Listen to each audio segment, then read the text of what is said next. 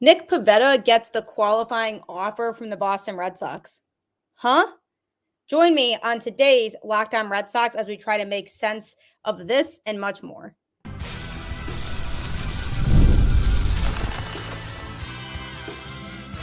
You are Locked On Red Sox, your daily Boston Red Sox podcast. Part of the Locked On Podcast Network, your team every day. Hello and welcome to Locked On Red Sox, your daily Boston Red Sox podcast, part of the Locked On Podcast Network, your team every day.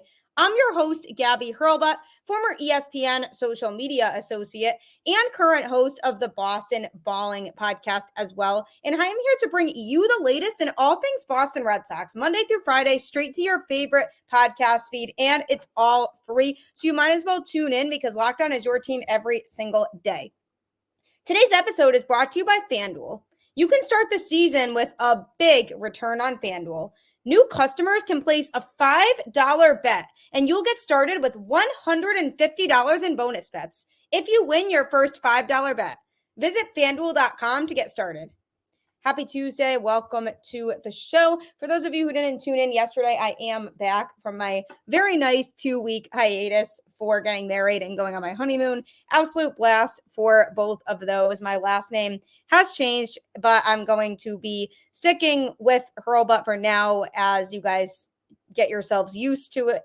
The transition and me throwing my last name in there all of a sudden, the new one. So it'll happen over time. But here I still am hosting Locked On Red Sox for you. And lots happened yesterday in the Red Sox world as they try to get their roster prepped for 2025, figure out who they're maintaining, who they want to get rid of, who's going to be here next year and who's not. And when they think about the pitching staff, that is obviously the biggest area of need for them to have to address going into 2025. And the question really has become, what is it going to look like? Like, who is going to be here and who's not? Are they adding to the bullpen? Are they adding to the rotation? The answer better be yes to both of those. And when it comes to the rotation in 2024, they put up overall some decent numbers as a group.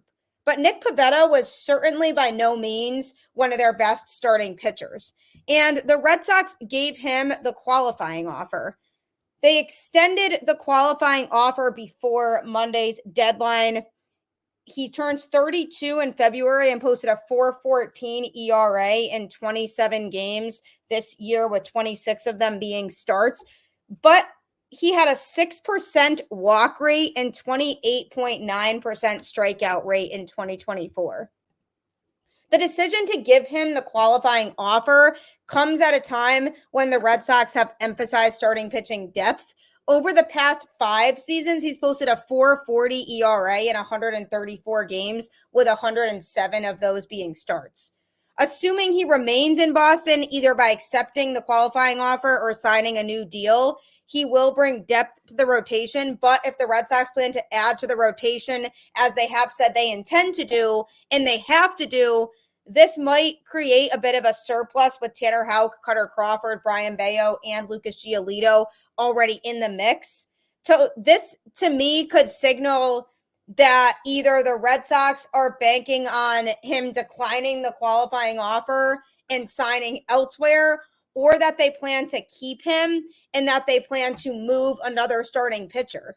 Now, if they are going to trade another starting pitcher, the one that I logically think it would be is Cutter Crawford, who gave up a lot of home runs in 2024 and wasn't always super reliable. And when he was locked in, he pitched really well. But the problem was he just had too many issues with giving up the long ball that it was hard to really trust him regularly when he was on the mound. They wouldn't trade Lucas Giolito because, he didn't pitch at all in 2024. And I think they have really made it clear that they want to see what he can do in 2025. He also already exercised his option for the year, not surprising. So he will pitch for the Red Sox next year. Tanner Houck is just too good to trade. You need him in that starting rotation. He was the most consistent starter this year, and he is the guy who will get the Red Sox the innings and the consistency that they need. And Brayan Bello, we definitely saw more of the 2022 and 2023 versions of Brayan Bello in the second half of the season. The first half of 2024 was rough for him, but in the second half, he was able to turn things around. So I don't really think he would be the guy that the Red Sox would look to trade either. So I think if their plan is to keep Pivetta, they would be presumably looking to move another starter. And to me, that starter likely would be Cutter Crawford. There is no guarantee, though, that Pivetta will take the deal or remain with the team. He earned $7.5 million in his final year of arbitration this past season and would see a significant raise if he did accept the deal. But he could also be looking for a longer contract coming off of one of his best seasons in the rotation, which, as sad as it is, I mean, yes, that was one of his best seasons, even though his numbers that he put up weren't the greatest, because he also struggled with giving up home runs. So basically, if he doesn't accept the qualifying offer, he could go sign elsewhere, and then it wouldn't be the Red Sox problem anymore. He has until November 19th to accept or decline this deal. If he declines and signs elsewhere, then the Red Sox would receive an additional draft pick after the second round in 2025. And then they decided not to give Tyler O'Neill the qualifying offer.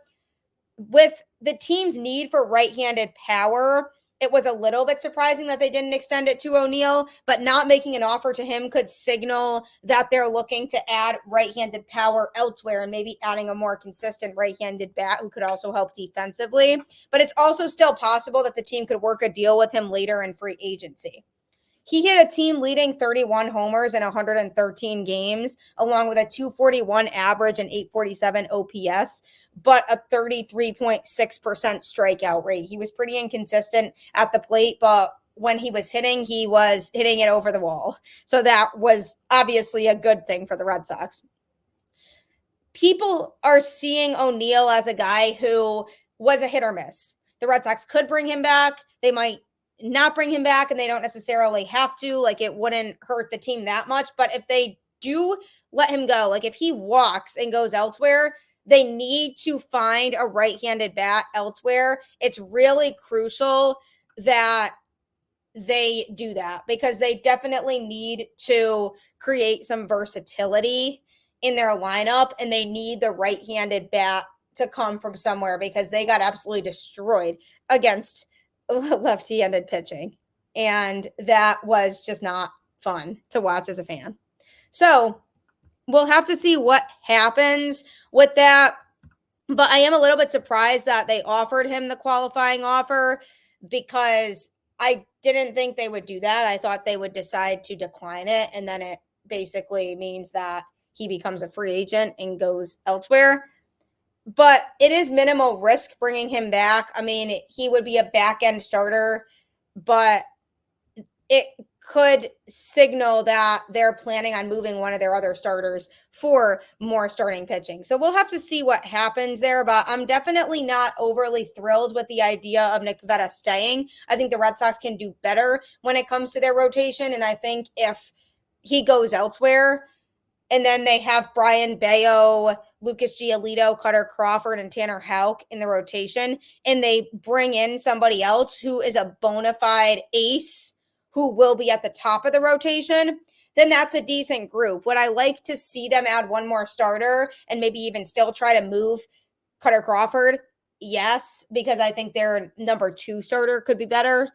But if they were to have Pivetta go elsewhere, and it frees up room for them to bring in an ace caliber starter, then that's, to me, what makes sense to do. Because yes, Pivetta had his moments, but he wasn't reliable enough to me to be able to earn a spot in this rotation for 2025.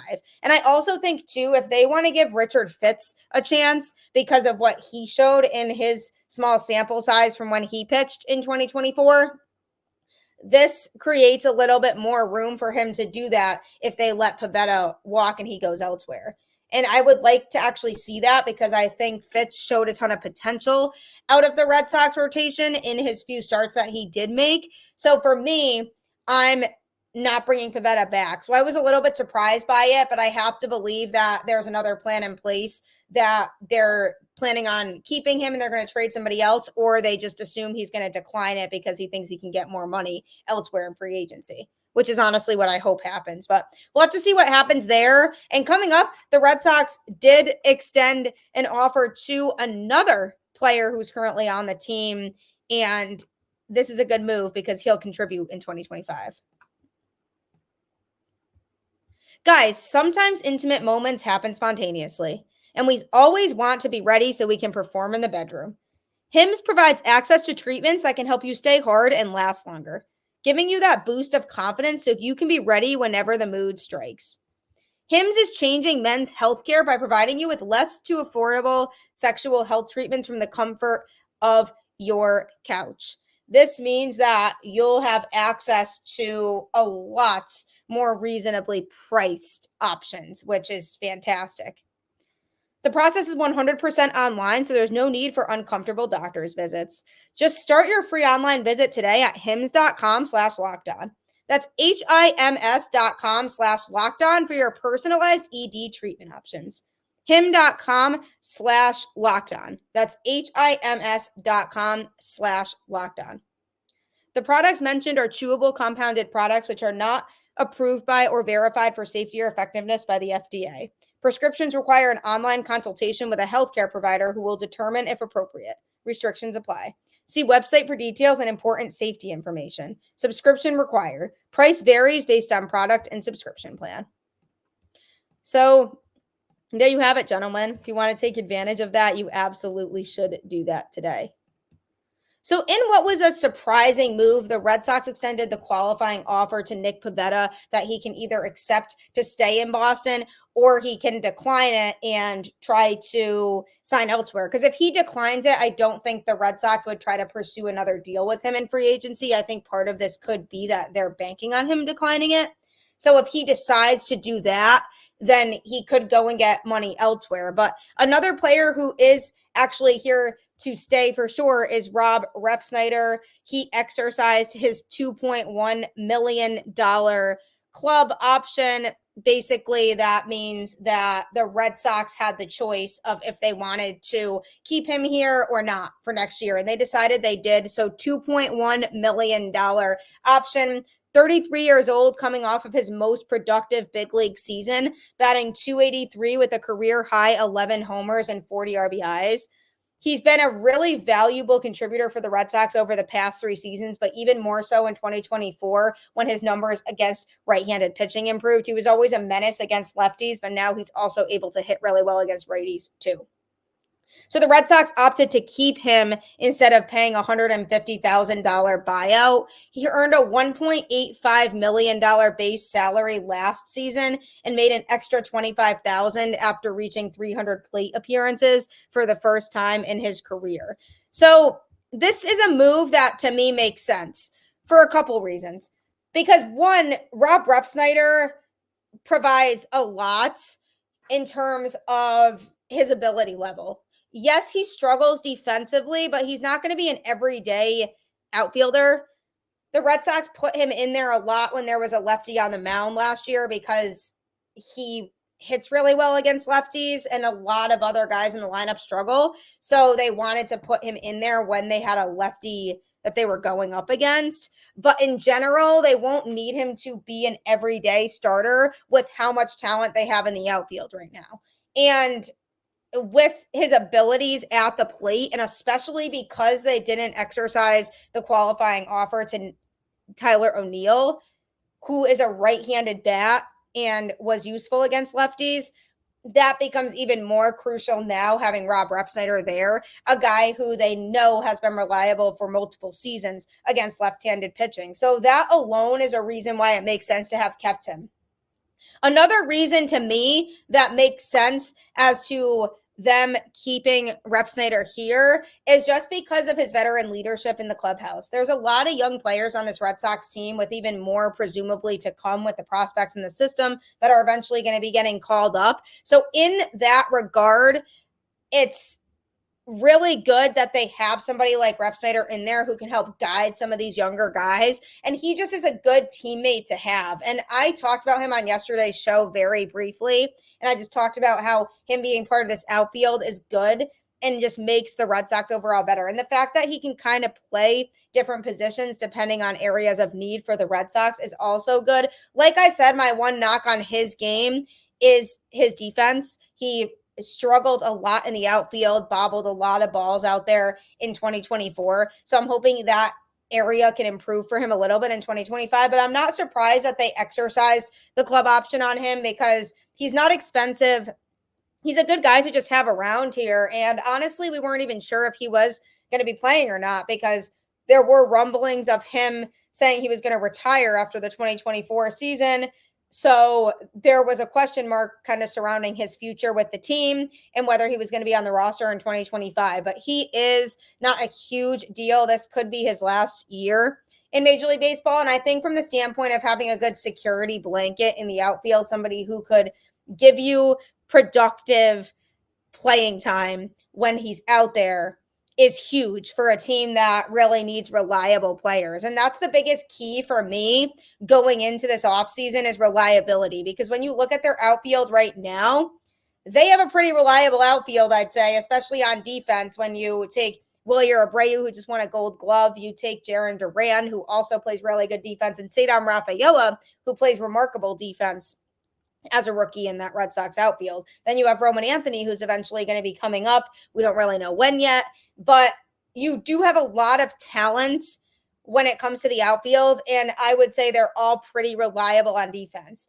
So if you add Rob Refsnyder to the mix, who isn't necessarily as reliable than those guys are defensively, but can be relied on at the plate with his bat, is big. And I'm happy that the Red Sox came to that realization of deciding, okay, it's worth keeping him around. It's not really putting us out a whole lot financially. And this is somebody who we can use in multiple different capacities. Now, when you look at these options and the Red Sox kind of finalizing their current roster and the guys who are here, it's really important to remember that them doing all of these things now doesn't mean they're not going to make moves in the offseason.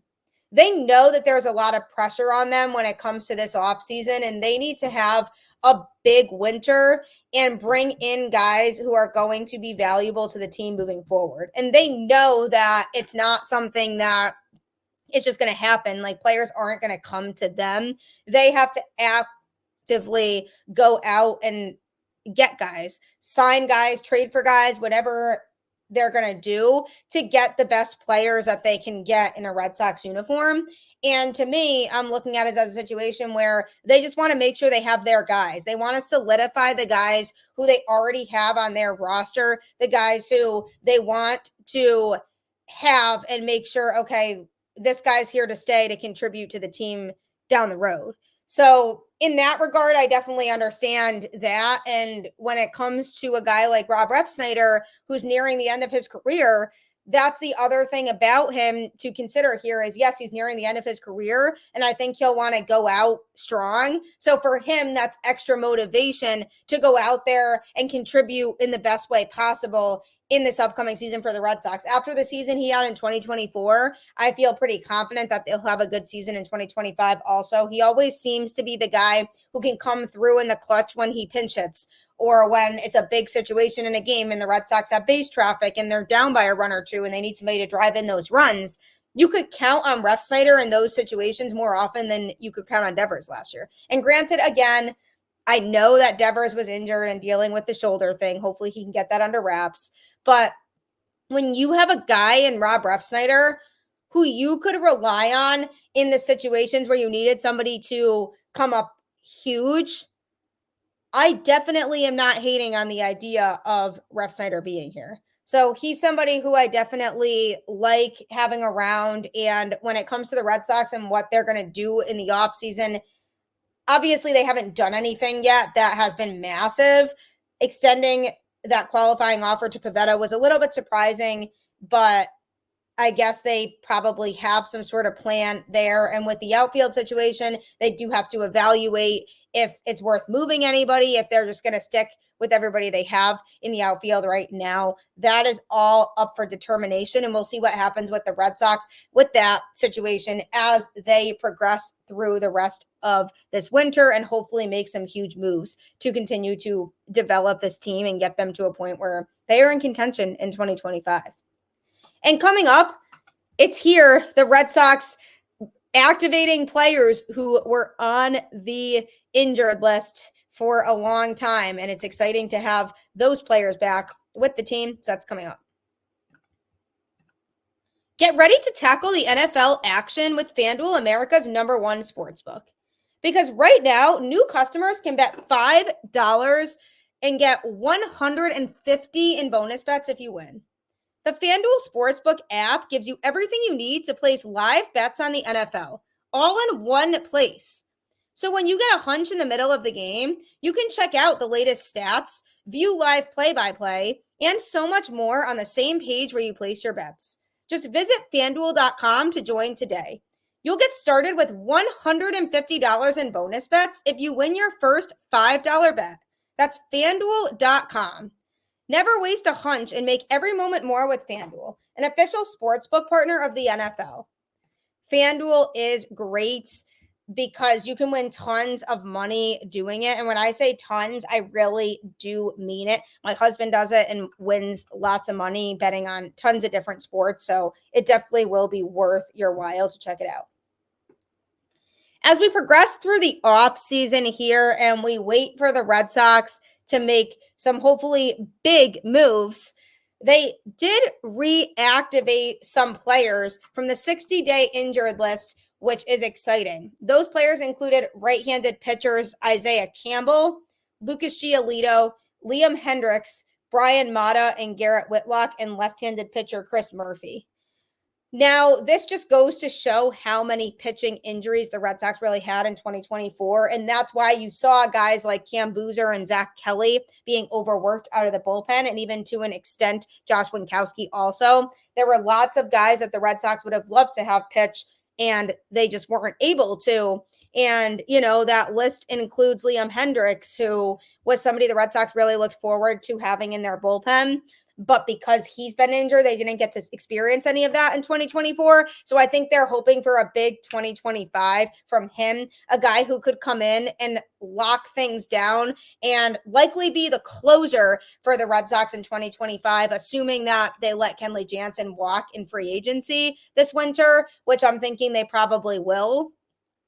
Then likely Liam Hendriks is their guy to close out games next year. And I think they're really looking forward to that because I think they see a ton of potential in Hendriks. I mean, we know what he's been able to do in the past. The question is just going to be, is he going to be just as effective going into 2025 as he was prior to getting hurt? Because you never really know what a player is going to look like when they come back from an injury like that.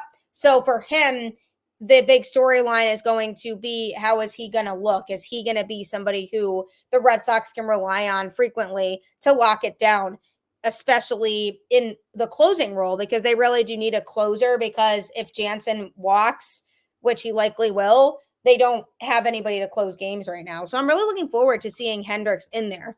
Garrett Whitlock, I just want him to stay healthy, whether he pitches out of the rotation or the bullpen. You all know that I am team throw Whitlock in the pen. I always have been. I just think his stuff is a lot better when he pitches out of the bullpen than when he starts. And I think for the Red Sox, it makes a lot more sense to keep him there as opposed to trying to force him into starting. Because whenever the Red Sox have tried to get him to start, he ends up getting hurt and can't stay healthy. And I think with his stamina and also with where he thrives, they're going to get the most out of him if they throw him out of the bullpen. So I definitely want to see that. I want to see the Red Sox keep him there because I just think that they'll be able to maximize what they're getting from him if they do. But I'm glad he's healthy, and I'm hoping he can stay healthy because we haven't seen a ton of healthy Garrett Whitlock in a Red Sox uniform.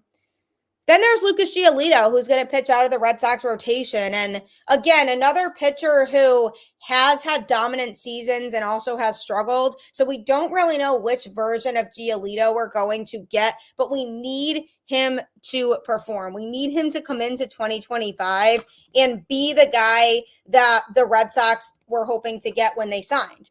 A guy who is going to be reliable and can produce good starts out of the rotation. And my biggest thing is length. Can he be a pitcher who can provide length for this Red Sox team? Somebody who they can rely on to be a guy who gives them multiple innings in a start, because they need that. They need guys to provide that type of length so that the bullpen isn't being overworked. And that's the biggest thing about Lucas Giolito for me is, what version of him are we going to get? Are we going to get a version of him who is reliable and healthy and can be a key piece out of the rotation? Because that's what the Red Sox are really looking for. Isaiah Campbell, he struggled with the Red Sox last year. And obviously, yes, he got injured, so that could have certainly been part of it. But what we saw from him was not good. And he needs to perform a lot better in 2025, or I have a feeling the Red Sox are just going to drop him, because I don't think they have the patience anymore for guys coming out of the bullpen and struggling that much. And I think they're trying to give him the benefit of the doubt because of his injury, but he was all over the place. So I'm hoping that in 2025, he can come out and be better in the bullpen, or, who knows, maybe they try to move him, but not looking likely because he didn't pitch enough well for a team to even want to take that on. So I think they're kind of stuck with him, and I think they're stuck with hoping that he's going to step up and perform in that bullpen. And I just really hope that he pitches a lot better. I'd like to think the injury played a factor in that. Bryan Mata is a name who we've heard a lot of and hasn't pitched on the major league team, but he has been effective in the minors, and he was injured this season, hasn't pitched since July. He was pitching not a lot of innings, and I think it's because his injury and also just because he's not used to providing length and pitching for a while. But what I like about Bryan Mata is his versatility. He came over to the Red Sox as an international free agent in January 2016. And in terms of his mechanics, he has a very quick arm, starts on the first base side and does not utilize a windup, although he has in the past. And he has a fastball that averages 95 to 97 miles an hour and tops out at 99. He has a slider that averages 87 to 90 miles an hour, a curveball that averages 78 to 81 miles an hour, and a changeup that averages 89 to 92 miles an hour. So the fact that he has 4 pitches that he utilizes is a good recipe for success when he gets his opportunity to come up and pitch in the majors. What I'm looking for from him is, can he be a multi-inning relief arm? Because when he comes up to the majors, we're going to want him to pitch more than 1 inning at a time out of the bullpen. He definitely has the ceiling of a late inning relief arm and has the potential to pitch in those high leverage situations. But he does struggle with command and consistency between outings. And as he works deeper into games, he struggled to stay healthy. So that's why he's the type of arm that would be more effective in shorter bursts out of the bullpen than as a starter. So that's likely where they would put him. But to me, the biggest storyline that I'm going to be watching out for is, how effective can he be in the Red Sox bullpen? Is he going to be able to come up, and is that transition going to be easy for him going up to the majors? So that's a big thing with him. And then Chris Murphy is another one who hasn't had a ton of time in the majors, and he's definitely had his ups and downs. He's had some good outings out of the pen and some not so great outings out of the pen. And I'm going to be looking out for, what version of Chris Murphy are we going to get next year? Are we going to get a guy who's ready to go and dominates because he just recovered from his injury and now he's really ready to go? Or are we going to get the Chris Murphy that we saw struggle out of the pen? So that's another thing that I'm looking out for there, with lots of question marks surrounding some of these guys. And that's the other tough thing too, is going into the season the last couple of years, I found myself saying there were a lot of question marks when it came to the Red Sox pitching staff. And I still feel that way. And I feel like the thing with them that's going to be really important to remember is to make sure that they get enough guys who are a sure thing to pitch out of both the rotation and the bullpen, guys who they know what they're going to get from them and are productive. Because you can have some question marks because they might pan out to be really good, but you can't have too many of those. So I'm looking for the Red Sox this offseason to go out and acquire some pitchers who are not question marks and will pitch effectively. So we'll see what happens. Still lots to come with this offseason. But I do appreciate you making Locked On Red Sox your first listen today. After this, you can head to Locked On MLB with baseball guru Sully, who's really energetic and adds a lot of humor to his show on top of talking about everything going on across baseball. So if you want to make sure you stay up to date with free agency and everything going on this offseason, just head to Locked On MLB on YouTube or wherever you get your podcasts and check out that show after this. As always, keep the faith, go Red Sox, and I will catch you on the flip side.